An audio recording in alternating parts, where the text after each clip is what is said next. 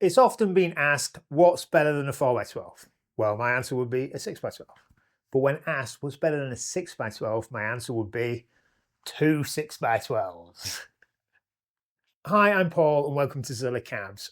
This week's video is on 6x12s, as you probably guessed. Now, the reason I want to do this video is we don't often get the chance to do 6x12s. They're a relatively lesser known cab, or a cab that people don't generally go for that much, mostly because they're big and kind of big things are a pain. I think most players have kind of moved away from 4x12s rather than up to 6x12s, but they are a really cool format of cab, and I am kind of surprised that they're not more popular. Get it, they're heavy, they're expensive, all that kind of stuff. There's a couple of features on these 6x12s that kind of try and counteract that a little bit. They're always going to be big, they're always going to be heavy and hard to move around, but there are a few features that can kind of get around that a little bit. The other thing is, I think since we started doing these on the bench videos, I don't know if we've had a 6x12 in, so we don't often get the chance to film one. And I know that since we've been doing these videos, we haven't had a pair of them come in. Now, always a pair of something, a pair of guitars, a pair of amp heads or cabs, kind of always look that a little bit more impressive and special. I don't know, there's just more is more, isn't it? So yeah, I wanted to get these on the bench and film them. Now these videos are going to be slightly different from normal. You're not going to see me do much Tolex in, and the reason for that is because these cabs are so big. I couldn't actually film them in the studio, not Tolex them in the studio. We had to do it upstairs in the normal Tolexing section that we've got, which is loads more room. I should possibly have taken the camera up there and done it, but with it being a working workshop, it doesn't kind of look as nice. And there's a load of, well, how can I say, there's just kind of crap everywhere. It's a working workshop. It's just a bit more untidy than it is in here, but I'm going to do all the fitting up in here, so you'll see, and it'll give me a chance to talk through different options that are on there, how they affect the sound, why they're on there, why the customer's gone for those options, or why we've put them on there. So enjoy the build, and I'm going to talk through things along the way.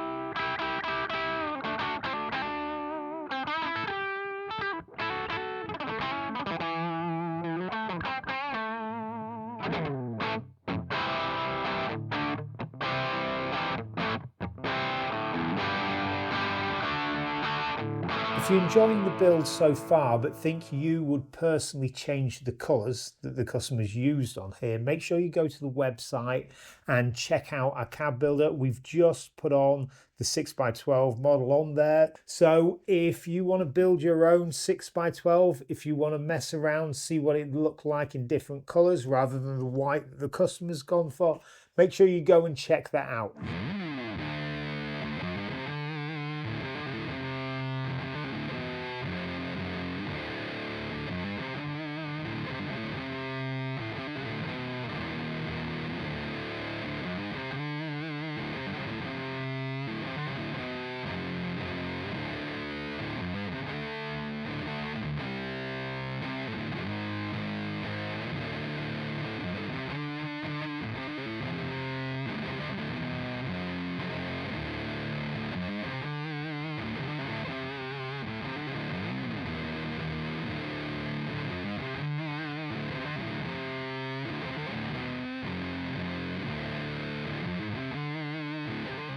All right, what I'm going to do now is I'm going to take the grill frame, I'm going to fit the grill cloth onto it. This is a custom order grill cloth.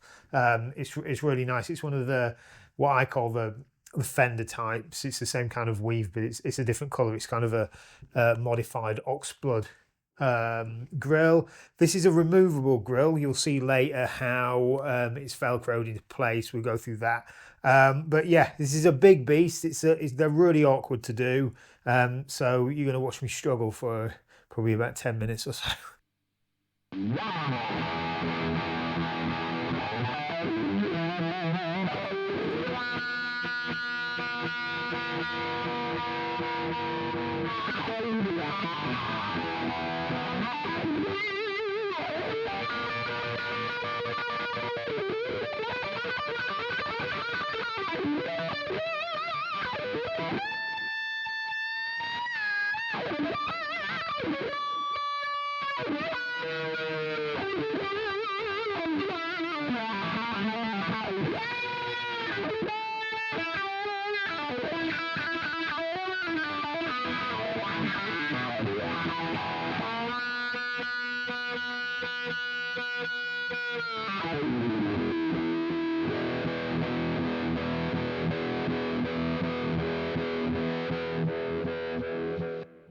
Right, so we've got the Velcro on now. I've put the Velcro around the edges of the baffle and around the inner edges of the grill frame.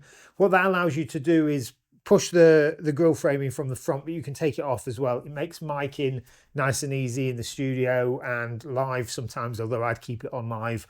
I'm going to go around now, tidy a few bits and bobs up. There's a couple of lumps of paint that have solidified that I don't like, and I'm going to paint a couple of bits in the inside and tidy a few bits up here and there. All right, so now it's time to fit the speakers. In this case, the customer's gone for 6 vintage 30s, but with it being a 6x12, some of you may have thought, how's the impedance going to work in this? Well, how these are wired up is generally 6x12s are wired up as a group of 2 and a group of 4. So it's kind of like using a 2x12 with a 4x12, which is something that's kind of relatively standard to do. What you need to do in that case, if you're doing this in a 6x12 or if you're using a 2x12 with a 4x12, is you need to match the impedance of those two cabs, or the two groupings in this case, which for this customer, we're going for a grouping of 16 ohms on the 2x12s and a group of 16 ohms on the 4x12s, which means we're using four 16 ohm vintage 30s for the 4x12 section, and we're using 2 8 ohm vintage 30s for the 2x12 section. Just with, if you're mixing a 2x12 with a 4x12, the power is split equally amongst the cabs, so it does mean that the 2x12 section will technically, the speakers will be a little bit louder than the 4x12 section. In practice, this generally kind of balances out for numerous reasons, but all you really need to be concerned is that they're not really drowning each other out. It's pretty well balanced. We've been doing it for years. That's generally how things are done in 6x12s, and no one really thinks anything strange of using a 2x12 with a 4x12. So that's kind of how it is. In an ideal world, you'd have a 12 or a 24-inch speaker. Now, I have to admit, I've been in this game for 20 years, and until recently, I only just found out that these exist, the 12 and the 24 ohm speakers. Now, this pair of cabs, one's going out with 6 vintage 30s in, the other one's going out where it's unloaded, and the customer is going to fit Webers. I'm not entirely sure what model of Webers he's putting in there, but they do some specific 12 and 24 ohm speakers. So as far as I'm aware, the customer is using the 24 ohm speakers, which off the top of my head will give a 16 ohm cab. Yeah, that's right. Yeah, 16 ohm cab. I have to check that, but yeah, so that kind of means that you can wire all 6 up in series and parallel, and it's fine. They're all speakers of the same impedance. But doing it this way, there's no real problems. It gets done a lot, and in practice, it works great. So I'm going to fit these speakers in here now and wire it up, and then get making some noise. Right, I'm going to put these speakers in here. I'm just making sure I've got all the right impedances in the right place. I'll double check that. I forgot to say, with it being wired as a 16 ohm 412 section and a 16 ohm 212 section. The cab is going to have a stereo plate, or I mean, it's not really stereo, but it's isolate the two groups of speakers. So we'll be able to use two 16 ohm amps, or he'll be able to use one 8 ohm amp and have all 6 speakers working. And the customer, it turns out, is going for 6 12 ohm speakers, which will make his cab 8 ohms. So they'll match up in total. This will be able to run all 6 at 8 ohms. So yeah, so they'll match. I guess I don't know if they're going to use 2 at once. I think it's 2 guys in the band, so 1 cab each. So yeah, that should be sounding good. Okay, I'm gonna put all these screws. I put them the washers, the cup washers there inside. It helps take a little bit of the pressure from the screw. It means that there's less chance of buckling the chassis when you're tightening them up. And it also means that they won't really loosen with age, which is something that you don't want to happen. It's I was making a video earlier about a replacing grille cloth, and in that I was talking about how I started going over the fitting of the speakers and talking about how you don't want to over tighten speakers, and you certainly don't want them loose. So one thing that comes up a lot on when cabs aren't working very well, when they just, sometimes you get cab, especially old ones, where they just don't sound right.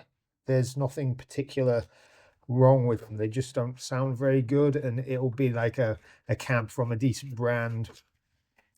You'll have played stuff by them before and liked their stuff, but and there'll be no like crackles or dips in volume or anything like that. They just won't sound that great. There might be a little bit of a weird resonance that you wouldn't expect, and often when that happens, it's actually that the speakers have come loose, which is kind of a bummer, because it's something that a lot of people don't realize happens, but it does happen quite a bit. We've had it loads. I've had it myself with particularly vintage type stuff. I've got we here have got a whole bunch of cabs from different brands and stuff from over the years for various reasons, and you'll notice it with particularly vintage Marshalls, where the screws might come a bit loose.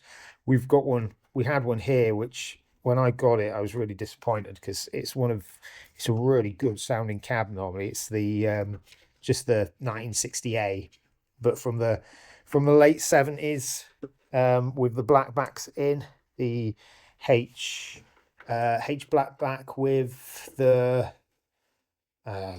someone's gonna tell me I'm wrong here, with the 55 hertz resonance. Maybe that's not the 1960A, maybe that's the 1984 or something like that, but a cab that would normally sound great. The speakers sound great, the cabs are cool, but they've come in just sounded a bit cack, and often it's just because the screws need tightening up, which is great because it's an easy fix. It's kind of bummer that someone's been playing that, which is a really cool piece of kit, and not had it sounding as good as it could, but I guess finding out that it could sound better. Apologies if I'm rambling on here. I kind of thought I'd just give some tips while I'm screwing these in.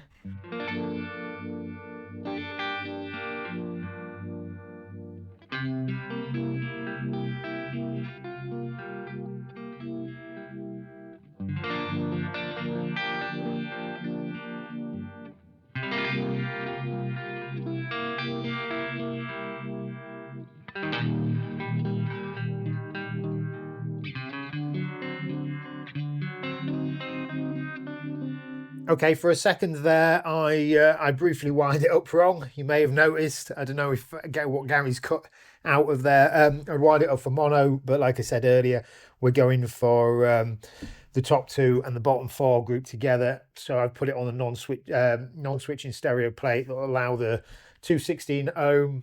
Sorry, Two 8 ohms V30s in the top to be played at 16 ohms, and the four 16 ohm V30s down the bottom wide to 16 ohms.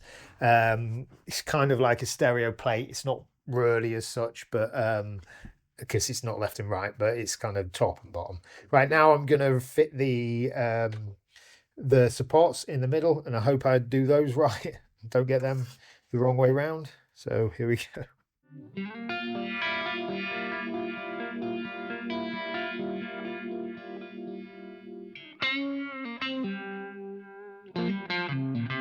Right, there we go.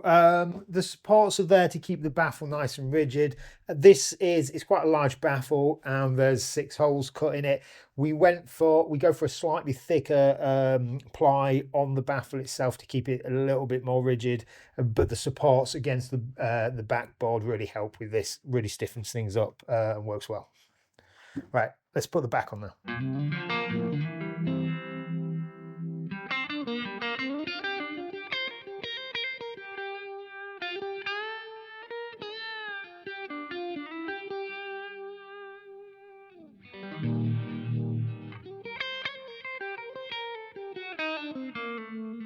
All right, so here we have it. 2 6x12s. I've absolutely loved working on these. I love working on white cabs. I love working on big cabs. 6x12s are relatively rare. We don't get to build that many, so it's been an absolute joy.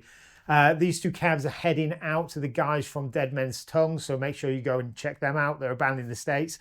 And yeah, I've been playing this cab, the one with the vintage 30s in. Sounds fantastic. There's really nothing like a 6x12. I wish I had the 6 Webers to fit into this one over here. Unfortunately not. It just makes sense for the customer not to ship them here, just for us to ship them back. But yeah, I'd love to get a few Webers in here. But yeah, I hope you've enjoyed the video. I've loved the build. It's been quite a big build, but it's been fantastic. Absolutely loved it. And yeah, hope you've enjoyed the video, and check out all our other ones. Oh, and we've also added the 6x12 to the cab builder program on the website. So head to the website, play around with the different colors. We don't have any audio on there yet, but it's coming, it's on its way. And until next time, stay cool, hang tough, and riff hard.